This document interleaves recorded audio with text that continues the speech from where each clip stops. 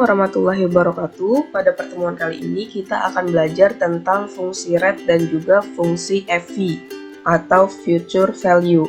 Yang pertama kita bahas adalah fungsi rate, di mana fungsi rate ini kita gunakan untuk menghitung nilai suku bunga.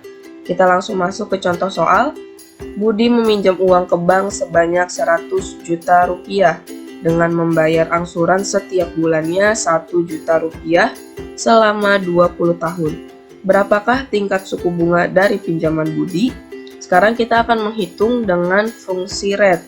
Sebelumnya kita harus mengisi dulu komponen yang diperlukan. Yang pertama adalah N/per, di mana N/per ini adalah jumlah periode pinjaman. Untuk yang per tahun, di soal dijelaskan bahwa Budi meminjam selama 20 tahun, maka untuk yang per tahunnya kita isi 20. Untuk yang per bulan kita isi 240, di mana 20 tahun setara dengan 240 bulan.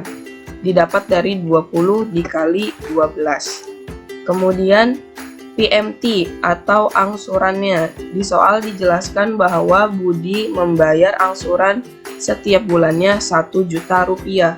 Maka di kolom per bulan kita isi 1 juta. Dan di per tahunnya kita isi 12 juta. Untuk mengisi angsuran ini kita gunakan tanda min.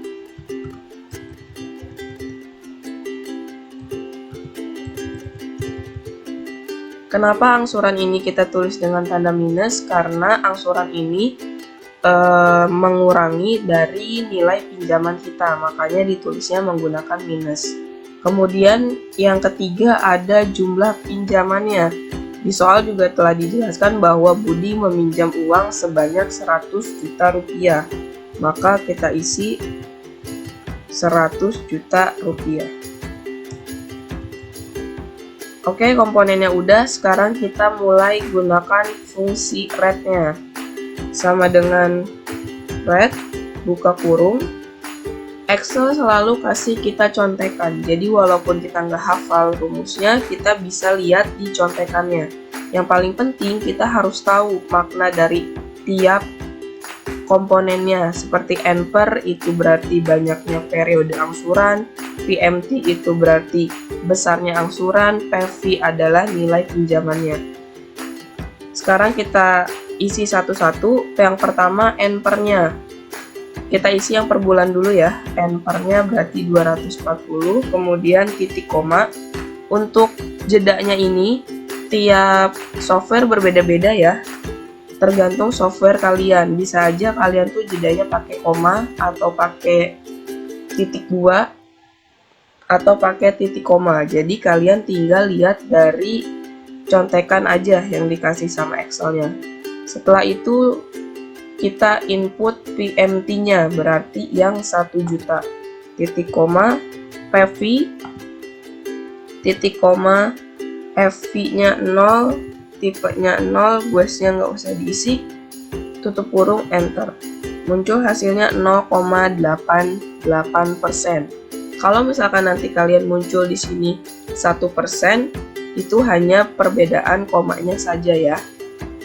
Kemudian yang per tahun sama dengan rate, buka kurung, N/per-nya, titik koma PMT, titik koma PV, titik koma 0, enter. Hasilnya 10,32% untuk yang per tahun. Kemudian kita pindah ke rumus FV. FV atau future value, nilai di masa yang akan datang. Kita langsung ke contoh soal. Budi menabung di bank dengan setoran per bulannya sebesar 550.000. Ia merencanakan menabung selama 2 tahun dengan bunga yang telah ditentukan oleh bank sebesar 12% per tahun. Berapakah nilai tabungan Budi 2 tahun kemudian? Nah, sekarang kita coba kerjakan. Jumlah setoran per bulan atau PMT-nya 550.000. Kemudian suku bunganya. Di soal ada bunga yang ditentukan oleh bank 12% per tahun. Tapi kita lihat bahwa jumlah setorannya per bulan, maka persentasenya kita ubah ke bulan. Kalau 12% per tahun berarti per bulannya 1%. Didapat dari 12% dibagi 12 bulan. Kemudian yang terakhir ada N/nya. Budi menabung selama 2 tahun, 2 tahun berarti setara dengan 24 bulan. Sekarang kita masukkan rumusnya sama dengan FV. Buka kurung, rate-nya 1%, titik koma, N/nya, titik koma, PMT. Lalu tutup kurung, enter. Muncul hasilnya 14.835.405,67 rupiah. Sekarang kita hitung tabungan pokoknya jika tanpa bunga. Berarti tinggal setorannya, jumlah setorannya kita kali dengan jumlah bulannya. Hasilnya 13.200.000. Nah, di sini ada selisih.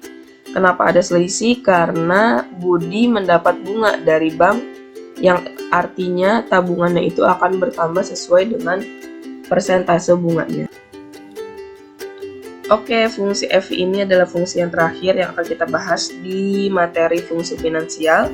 Untuk minggu depan kita akan belajar tentang date time dan juga cara pembuatan grafik di dalam Microsoft Excel. Sampai jumpa minggu depan.